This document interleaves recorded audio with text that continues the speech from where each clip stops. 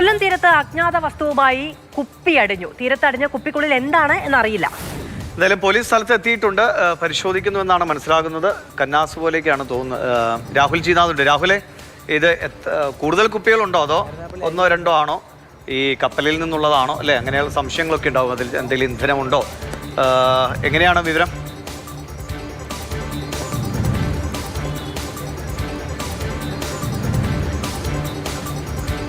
തീർച്ചയായും അത് തന്നെയാണ്. വളരെ ഉത്തരവാദിത്തത്തോട് മാത്രമേ നമുക്കത് പറയാൻ കഴിയൂ. കാരണം ഈ പ്രദേശത്തൊക്കെ ജനനിബിഡമാണ്. അതുകൊണ്ട് ആശങ്കപ്പെടുത്തുന്ന രീതിയിലേക്ക് കാര്യങ്ങൾ പോകാൻ പാടില്ല. ഇപ്പോൾ തഹസിൽദാർ ഉൾപ്പെടെ എത്തിയ ഒരു കുപ്പി മാത്രം, അതായത് ഈ ദൃശ്യങ്ങൾ ഒരു കുപ്പി മാത്രമാണ് ഇവിടെ കാണാൻ കഴിയുന്നത്. ഒരു കുപ്പി മാത്രം ഈ പാറക്കെട്ടിന് ഇടയിലേക്ക് വന്നടിയുകയായിരുന്നു. അത് ഇതുമായി ബന്ധപ്പെട്ട ആളുകളോട് ചോദിച്ചപ്പോൾ ഇത് കപ്പലുകളിൽ ഉപയോഗിക്കുന്ന ഒരു രാസവസ്തു ആകാനുള്ള സാധ്യതയുണ്ട് എന്നാണ് പറയുന്നത്. അതിൻ്റെ മുകളിൽ, കാരണം ഇത് അതിൻ്റെ അടപ്പ് തുറന്നിട്ടില്ല. അത് ആശ്വാസകരമായ കാര്യമാണ്. കാരണം സീൽ ചെയ്തിരിക്കുന്ന അടപ്പുകളാണ്, അത് തുറന്നിട്ടില്ല എന്ന് നമുക്ക് കാണാൻ കഴിയും. ദ്രാവകം ഉള്ളിൽ തന്നെയുണ്ട്.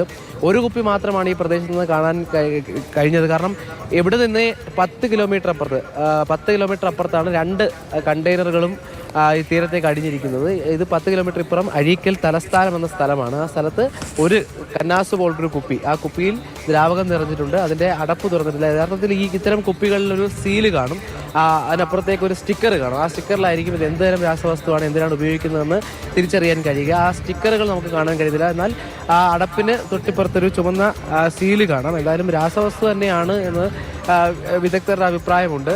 അതുമായി ബന്ധപ്പെട്ട് നമ്മൾ അന്വേഷണം നടത്തിയിട്ടുണ്ട്. ശരിയാണ്. എന്തായാലും അത് ഇനിയിപ്പോൾ പോലീസ് എത്തി പരിശോധിക്കുമ്പോൾ മാത്രമാണ് അതിനുള്ളിൽ എന്താണ്. ഇപ്പോൾ നമ്മൾ ഈ കണ്ടെയ്നറൊക്കെ മറിഞ്ഞ് ഈ അപകടം ഉണ്ടായതുകൊണ്ട് അതിൽ നിന്ന് വന്നതാണെന്ന് കരുതുകയാണ്. ചിലപ്പോൾ അല്ലാതെ ആയിരിക്കാം, ചിലപ്പോൾ അതിൽ പ്രത്യേകിച്ച് കാര്യങ്ങൾ ഉണ്ടാകില്ലായിരിക്കും. എന്തായാലും പരിശോധിച്ച ശേഷം മാത്രമേ അതിലൊരു സ്ഥിരീകരണം സാധ്യമാകൂ.